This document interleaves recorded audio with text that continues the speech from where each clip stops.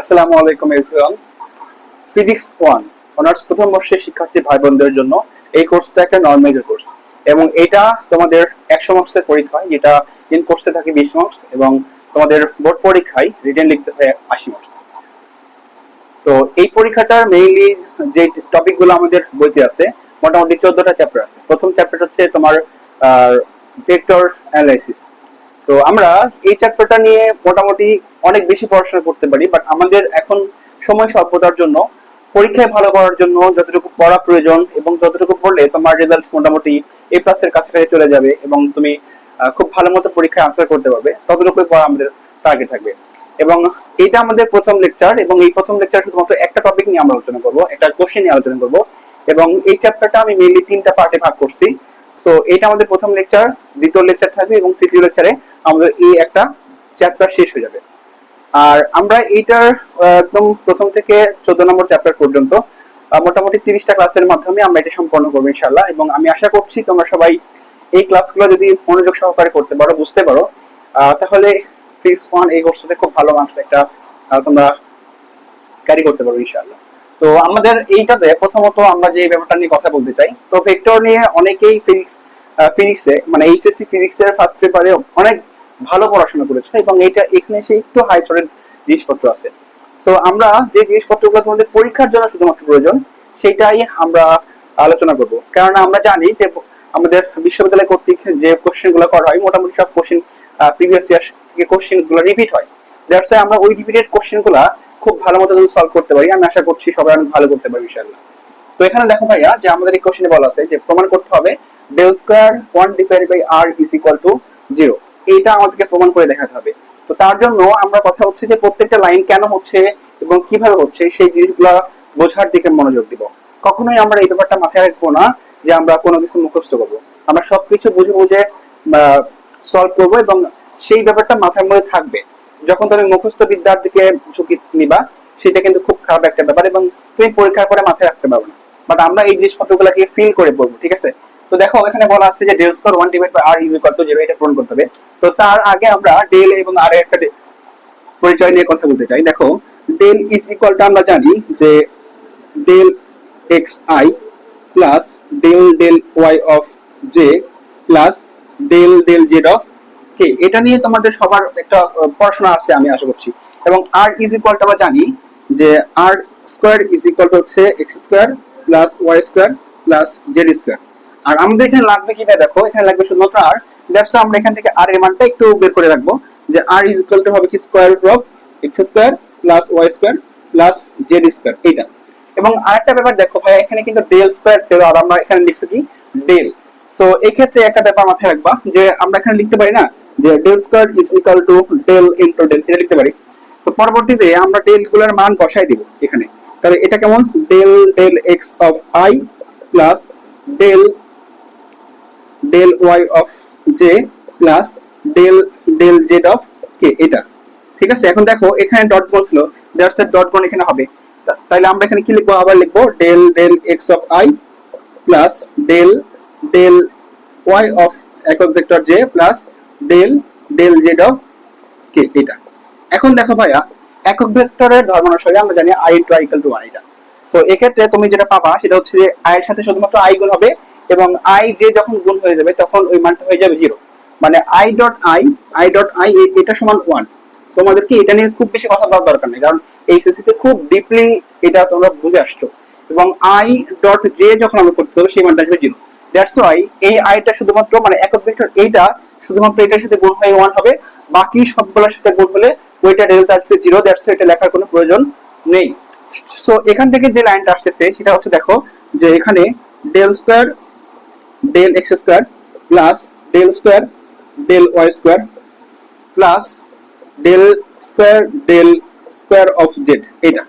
তাহলে আমরা কি পাইলাম এখান থেকে যে ডেল স্কয়ারের ভ্যালুটা পাইলাম কত ভাই বলতো, ডেল স্কয়ার, সরি এখানে ভুল হয়ে গেছে, এখানে মিস্টেক, যে ডেল স্কয়ার অফ এক্স আর এখানে ডেল স্কয়ার ওয়াই আর ডেল স্কয়ার জেড, এই ভ্যালুটা। সো আমাদের বইতে একদম দেখবা প্রথম লাইনটাই ডিরেক্ট এইটা তুলে দেওয়া আছে এবং অনেক ছেলেপেলে মনে করে যে এইটা সময় এটা মানে মুখস্থ, বাট এটা আমাদেরকে বুঝে শুনে পড়াশোনা করা উচিত। সো আমরা এই ব্যাপারটা মাথায় রাখবো। এবং আরের ভ্যালুটা কোথা থেকে আসছে, এই ব্যাপারটা একটু আমরা জেনে নিলাম এখান থেকে। সো এখন আমরা কি করব, এই প্রশ্নটা সমাধানের দিকে আগাবো। আমি এটা মুছে দিচ্ছি।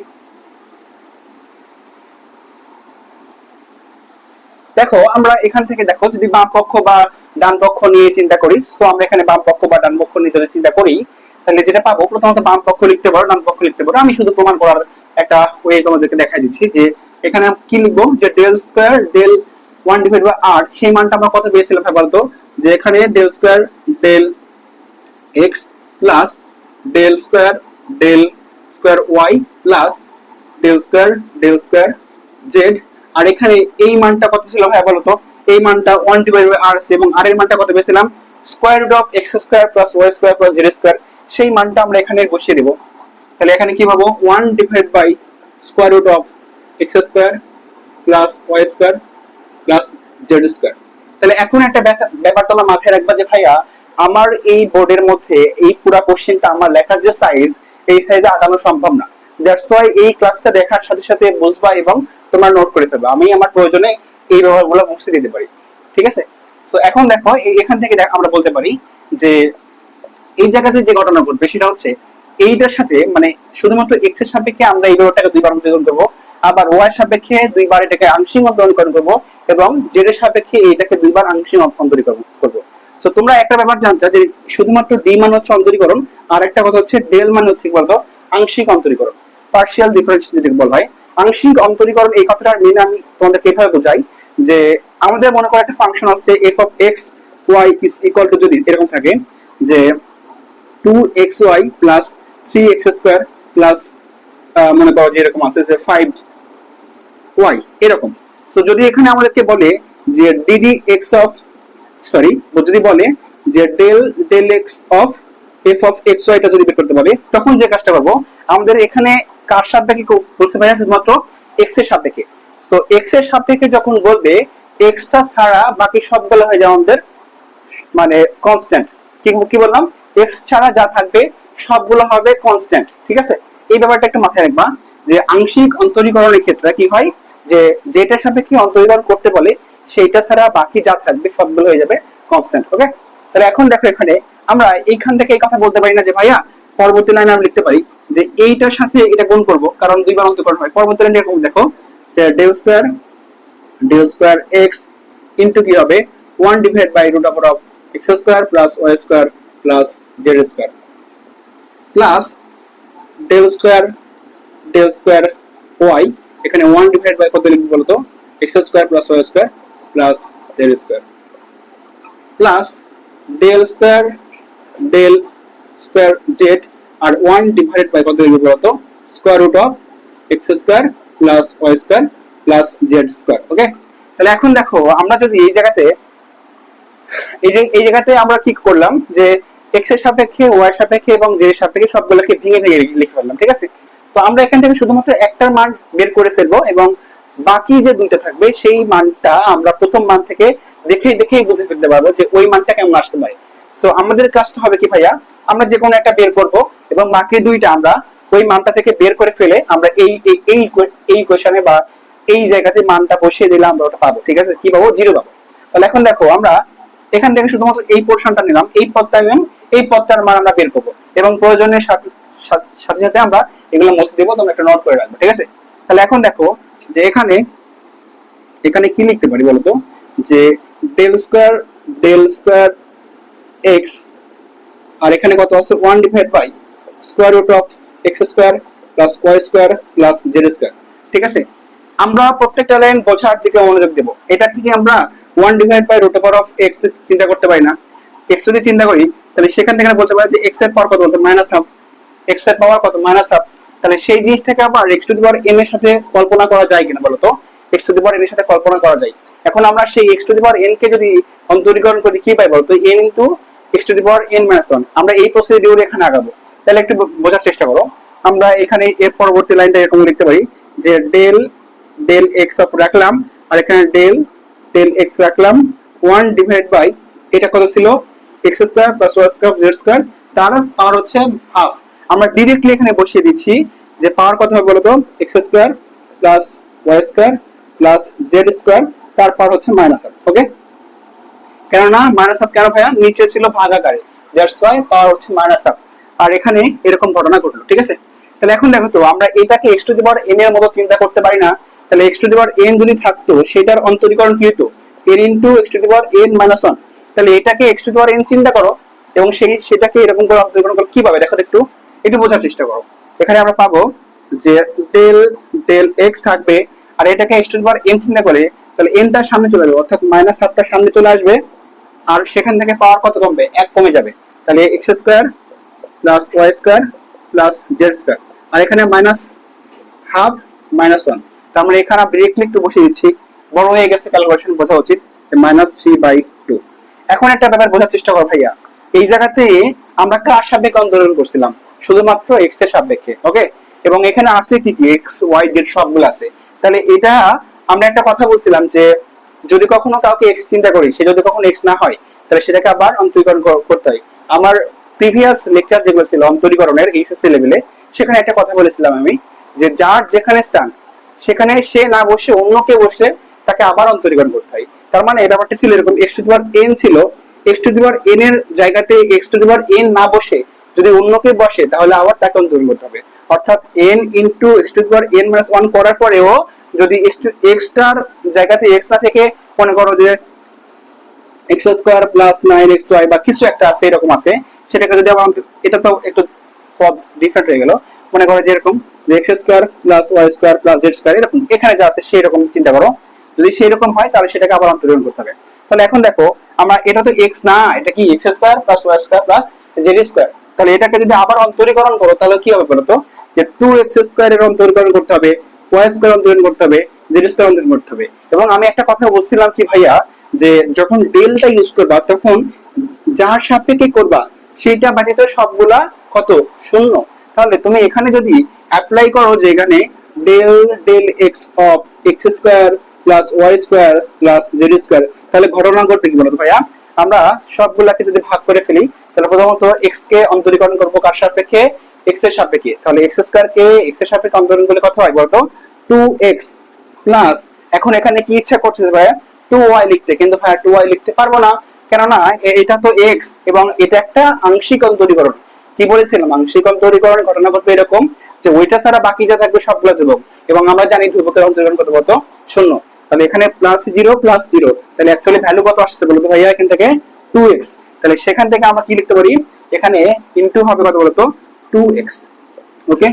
তাহলে এখন দেখো টু এক্স যদি হয়, এই টু কেটে দিতে পারি, সেখান থেকে পরবর্তী লাইনটা আমরা লিখতে পারি না যে ডেল ডেল এক্স, এই মাইনাসটা ছিল এটাকে একটু সামনে দিলাম, সামনে নিয়ে আসা চাই আমরা জানি, তাহলে সামনে দিলাম।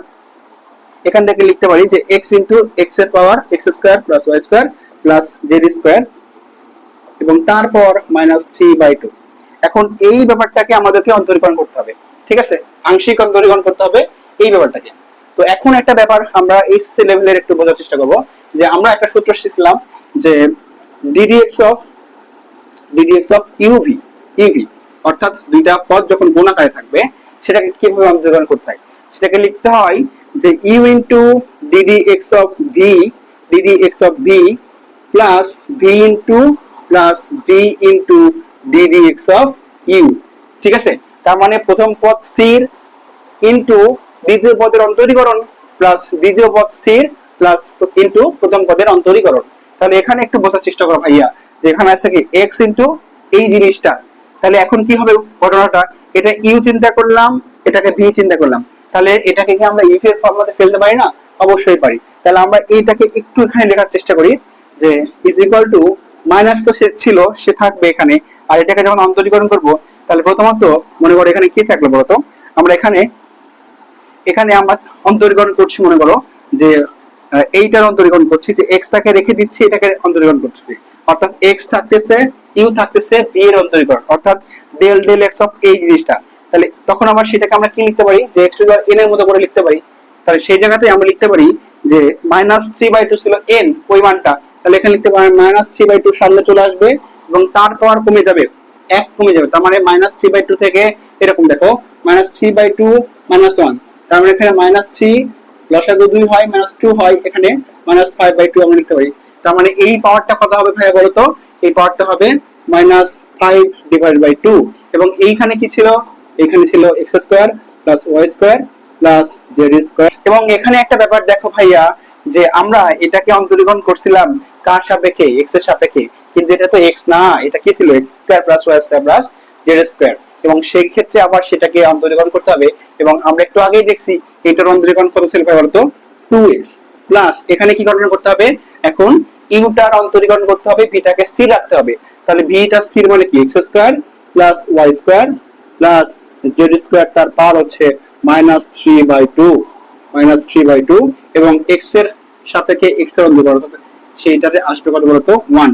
তাহলে এখন দেখো ভাইয়া এই 2 আর এই 2 আমরা কেটে ফেলতে পারি না, এই দুটা কাটাকাটি যায়, তার মানে এখান থেকে লিখতে পারি মাইনাস থাকবে এখানে 3 মানে কত বলতো, যে -3x স্কয়ার ইনটু কত বলতো x square plus y square plus z square, তার পাওয়ার -5/2 প্লাস এই জায়গাতে কি আছে ভাইয়া বলতো, যে x square plus y square plus z square, তার পাওয়ার -3/2।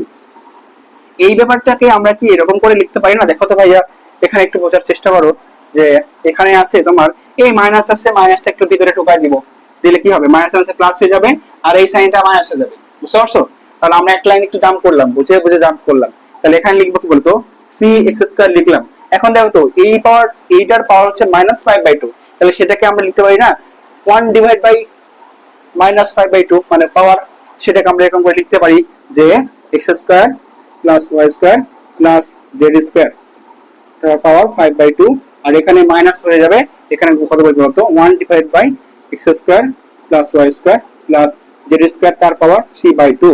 এখন এই ক্ষেত্রে লসাগু কত ভাইয়া বলতো, লসাগু হচ্ছে আমাদের x square plus y square plus z square, আর তার পাওয়ার হচ্ছে 5/2। আমরা এখানে একটু লিখে ফেলি যে x square plus y square plus z square, তারপর হচ্ছে আমাদের -5/2। তাহলে এখানে কি হবে বলতো, আমরা একটু এই ব্যাপারটা জানি যে 3x into 6 square into 1 minus, এখন কত হবে বলতো, মাইনাস ছিল এই জন্য মাইনাস দিলাম, আর এখানে কি বসবে বলতো x square plus y square plus z square. Okay, লসাগু নিয়ে কথাবার্তা বলে একটু খারাপ লাগে, বড় হয়ে গেছে না তোমরা।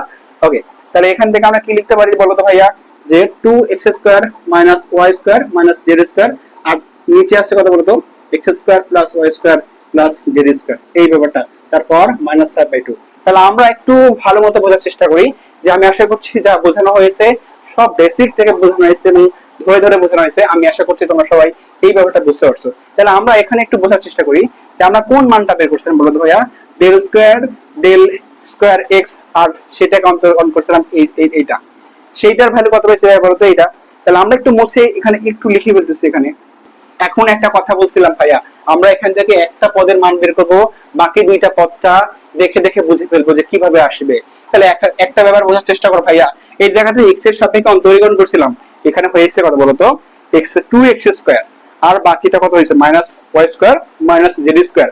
সিমিলারলি আমরা এই কথা বলতে পারি না ভাইয়া, যে এখানে বলা যেতে পারে না যে ডেল স্কয়ার y, আর সেটাকে অন্তরীকরণ করা হচ্ছে, কাকে অন্তরীকরণ করা হচ্ছে x square plus y square plus z square, এটার পাওয়ার হাফ কে।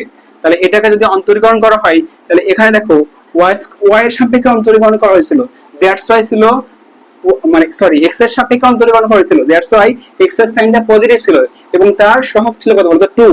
তাহলে আমরা y সাপেক্ষে যখন অন্তরীকরণ করব, তখন y এর সহগটা হবে কত বলতো 2 এবং সাইনটা হবে প্লাস, বাকি দুইটা মাইনাস। তাহলে এখানে কি বলতে পারি না আমরা, যেখানে -x square plus 2y square minus z square, আর ডিভাইড বাই কত হয়েছে এইটাই, তাহলে কত x square plus y square plus z square. আমি আশা করছি পরের পদটা তোমাদেরকে না বললেও তোমরা চোখ বন্ধ করে বলে দিতে পারবা, এবং সেটা কি হবে দেখো ভাইয়া, যে ডেল স্কয়ার ডেল z, আর এখানে হবে 1 divide by root over of x square, square root of x square plus y square plus z square is equal to, এখানে আমরা কি বলবো বলতো, যে -x square plus -x square minus y square plus 2z square. আশা করছি এই ব্যাপারটা ধরতে পারছো সবাই। তাহলে এখান থেকে লিখতে পারি না যে কত হবে x square plus y square plus z square, তার পাওয়ার 5/2। এখন একটা ব্যাপারে বোঝার চেষ্টা করো ভাইয়া, আমরা এই জায়গাতে কি করছিলাম, এইটা সমান বের করে ফেলছিলাম এই তিনটা পদের সমষ্টি, এবং আমরা আলাদা আলাদা ভাবে এই তিনটা পদের মানটা বের করে ফেলছি। এবং এখন যদি আমরা এই তিনটা পদ যোগ করে ফেলি তাহলে কি আমরা ভুল কাজ করব? কখনোই না। এবং সেইখান থেকে আমাদের জিরোটা প্রমাণ হয়ে আসবে। একটু বোঝার চেষ্টা করো। এখানে দেখো যে আমরা লিখবো যে তুমি যদি এটাকে 1 নম্বর সমীকরণ ধরো বা যা ইচ্ছা তাই ধরতে পারো, এইগুলার মানে এখানে বসায় পাও, তোমার বাংলা কথা তোমার যেভাবে মন চায় তুমি সাজায় গুছিয়ে লিখতে পারো।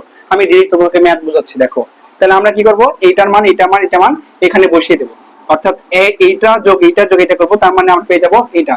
তাহলে এখন দেখো ভাইয়া পরবর্তী লাইনটা আমরা এখানে কি লিখবো, যে 2x² - y² - z², নিচে হবে কত, x² + y² + z², তার পাওয়ার 5/2, আর প্লাস কত বলতে এখানে -x² + 2y² - z² divide by x² + y² + z², তার পাওয়ার হচ্ছে 5/2, প্লাস এখানে কি হবে -x² - y² R plus 2z² divide by x² + y² + z², তার পাওয়ার হচ্ছে 5/2। তাহলে এখন একটা কথা বোঝার চেষ্টা করো ভাইয়া, এই তিনটা পদ থেকে তুমি কি লসাগু করতে পারবে না? একদম সহজ কথা ভাইয়া। মনে করো পি পি পি, তাহলে তিনটা পি এর লসাগু কত? পি হয়। তাহলে এটাকে আমরা লসাগু কত করতে পারি বলতো? এখান থেকে আমরা লসাগু করতে পারি যে x² + y² + z², তার পাওয়ার 5/2, লসাগু লিখে ফেললাম। তাহলে এখন একটু বাচ্চা কালের ম্যাথ না এগুলা, এটাকে করতে হয়। দেখো একটু এখানে যা আসে তাই বসে যাবে, যা আসে তাই বসে যাবে। তাহলে 2x² - y² - z² plus plus না চলে এখানে মাইনাস হয়ে যাবে। দেখো প্লাসে মাইনাসে মাইনাস হয়ে যাবে, -x² + 2y² - z², আর এখানে -x² - 2y² + 2z²। তাহলে এখন একটু বোঝার চেষ্টা করো ভাইয়ারা, যে দেখো এখানে দুইটা পজিটিভ z² ছিল, এই যে এখানে দেখো একটা নেগেটিভ z², এখানে একটা নেগেটিভ z², তাহলে z² এর অংশ থাকবে নাকি সে চুরমার হয়ে যাবে, বলতো ভেঙে চুরমার হয়ে যাবে। এবং সেইখান থেকে আমরা আরো একটা ব্যাপার বুঝি যে -x² একটা, এই একটা -x², কত হলো -2x², আর এইখানে একটা ছিল +2x²। তাহলে দেখো -2x² + 2x², পরস্পর দুজনকে ভ্যানিশ করে ফেলবে। আচ্ছা, আর একটা ব্যাপার বোঝার চেষ্টা করো, এখানে ছিল -y² আর এখানে ছিল -y², কয়টা হয় -y²? দুইটা ভাইয়া, দুইটা -y² আছে এখানে, আর এখানে +2y², দুইটা প্লাস দুইটা মাইনাস, তারাও পরস্পর কি হয়ে যাবে বলতো, জিরো হয়ে যাবে। তার মানে আমরা উপরে জিনিসটাকে কি লিখতে পারবো তো, 0 ডিভাইড বাই এই ব্যাপারটা কত, x² + y² + z² আর তারপর 5/2। এখন বলো ভাইয়া, একটা জিরোকে পৃথিবী দিয়ে যদি ভাগ করো আউটপুটটা কত আসে বলতো, জিরো। জিরোকে তুমি যাই দিয়ে ভাগ করো না কেন আউটপুটটা জিরো আসে। তাহলে এখান থেকে আমরা বলতে পারি না ইজ ইকুয়াল টু জিরো। তাহলে এখন একটা ব্যাপার বোঝার চেষ্টা করো ভাইয়া, যে আমরা প্রথমত এইটাকে কি রকম করে প্রসিডিউর করলাম, আমরা ডেলটা কি জিনিস ছিল সেটা জানছি, এবং ডেল স্কয়ারের মানটা কেন এরকম আসছে সেটাও জানছি, এবং আর এর মানটা কি রকম ছিল সেখান থেকে আমরা এই ব্যাপারটাকে নিয়ে আসার চেষ্টা করছিলাম। তাহলে আমরা প্রথমত ওই দুইটা ব্যাপার কনসেপচুয়ালি বোঝার চেষ্টা করব, নট মুখস্থ করবো। ওকে, তাহলে আমরা বুঝবো দেন ওইটা অঙ্ক করব। তাহলে এখন এটা লিখে ফেলছি, তারপরে পরস্পর এইটাকে এইটাকে x এর সাপেক্ষে, y সাপেক্ষে, z এর সাপেক্ষে তিনবার ভাগ করে ফেলছি, এবং সেই জায়গা থেকে শুধুমাত্র একটা পদের মান আমরা বের করছি। কিরকম করছিলাম, যে del² x আর অফ হচ্ছে কত, 1 divide by square root of x² + y² + z², অর্থাৎ এই ব্যাপারটাকে মানে r 1 ডিভাইড বাই r টাকে আমরা x এর সাপেক্ষে দুইবার আংশিক অন্তরণ করছি। সেরকম ভাবে যেটা রেজাল্ট আসছিল এখান থেকে এই রেজাল্ট আসছিল, এবং এই রেজাল্ট থেকে আমরা অ্যাজিউম করে নিয়েছিলাম যে বাকি দুইটা পদের রেজাল্ট কি আসতে পারে, এবং সেটা আমরা অন্যভাবে লিখে ফেলছি। কি আসছিল ভাই বলতো, -x² + 2y² - z², আর এখানে আসছিল x² - x² - y² + 2z²। অর্থাৎ এখানে ব্যাপারটা আমরা এরকম করে ধরে নিয়েছিলাম যে যার সাপেক্ষে অন্তরীকরণ করা হচ্ছে সেটার সাইন প্লাস, বাকি দুইটা মাইনাস, আর যার সাপেক্ষে অন্তরীকরণ হচ্ছে তার সহগ কত থাকবে, 2 থাকবে, অর্থাৎ +2x², বাকি দুইটা -y² - z²। আর যখন y এর সাপেক্ষে করব তখন কি হবে, -x² + 2y² z², আর যখন z এর সাপেক্ষে করব তখন -x² - y² + 2z²। এবং পরবর্তীতে আমরা এই তিনটা পদের সমষ্টি ঘটাবো, ঘটালে কিনা এই ব্যাপারটা চলে আসে, এটা চলে আসে, এটা। তাহলে এই তিনটা পদের সমষ্টি যখন আমরা যে del² 1 ডিভাইড বাই r, তাহলে আমরা তো সেখানে মান বসিয়ে দিতে পারি, এবং সেখান থেকে মান বসিয়ে কাটাকাটি করে মারামারি করে আমরা সেখান থেকে আনসার বের করে নিয়ে আসতে পারবো, বলো ভাইয়া, জিরো। তার মানে আমাদেরকে যে ব্যাপারটা প্রমাণ করতে বলছিল সেটা আমাদের প্রমাণ হয়ে গেছে। এবং আমি তোমাদেরকে এই ম্যাথটা বোঝানোর সাথে সাথে একটা কথা বলে ফেলছি, যে তোমরা যারা এই ক্লাসটা শেষ পর্যন্ত দেখলা, আমি আশা করছি প্রত্যেকের একদম কনসেপ্টটা খুব ভালো মতো বোঝা হয়েছে, এবং পরীক্ষায় এই মার্কস এই কোশ্চেনটা আসার প্রবাবিলিটি 100%। ঠিক আছে, 100% এই ম্যাথটা আসবেই আসবেই, এরকম একটা চান্স আছে। সো এই ব্যাপারটা মাথায় রাখবা যে আমাদের এই প্ল্যাটফর্মটাতে যে ক্লাসগুলো নেওয়া হচ্ছে সেগুলো তোমার পরীক্ষার জন্য অনেক অনেক ইম্পর্টেন্ট। এবং যেহেতু আমরা একটা গ্রুপে কাজ করতেছি, সো এখানে প্রতিনিয়ত ভিডিও আপলোড দেওয়া হবে, সেই ভিডিওগুলো তুমি চাইলেও গ্রুপে খুঁজে খুঁজে পাবে না। সেক্ষেত্রে যে কাজটা করতে পারো, এটা আমি আমার মার্কেটিং এর জন্য, স্টুডেন্ট বাড়ার জন্য করতেছি না। তোমরা যদি এরকম ভেবে থাকো, আমি তোমাদের সাথে আসলে দ্বিমত পোষণ করবো যে তোমরা এই ব্যাপারটাকে এরকম ভাবে নিও না। অবশ্যই আমার ছোট ভাই বোনদের দরকার, কারণ যত বেশি স্টুডেন্টদেরকে আমি শেখাতে পারবো তত বেশি আমার ভালো লাগবে, আনন্দ লাগবে। এবং তার চেয়ে বড় কথা হচ্ছে যে তোমাদের সামনে পরীক্ষা, এবং সেই জন্য এই এই ক্লাসটা বা আমাদের পরবর্তীতে যে ক্লাসগুলো থাকবে তোমরা নিজেদের প্রোফাইলে শেয়ার করে রাখবা, যেন পরবর্তীতে যদি ভুলে যাও ম্যাথগুলা বা প্রবলেম গুলা ভুলে যাও, সেটা খুঁজে পেতে তোমাকে বেগ পেতে না হয়। সো আমি আশা করছি তোমাদের সুবিধার জন্য এই কাজটা করতে পারো, এবং সাথে সাথে আমি নিজেও উপকৃত হব। উপকৃত বলতে কি, যে আমি আমার অনেক অনেক বেশি স্টুডেন্টদেরকে পড়াতে পারবো, এবং সেখান থেকে আমার একটা ভালো লাগা কাজ করবে।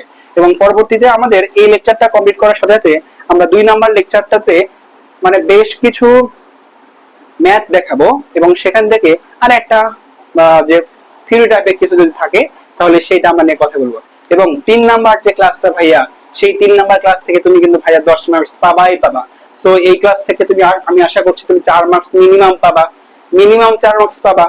ঠিক আছে, এবং 2 নাম্বার ক্লাস থেকে 4 মার্কস পাবা, এবং 3 নাম্বার ক্লাস থেকে, ভেক্টরের এই 3 নাম্বার ক্লাস থেকে তুমি 10 মার্কস পাবাই পাবা।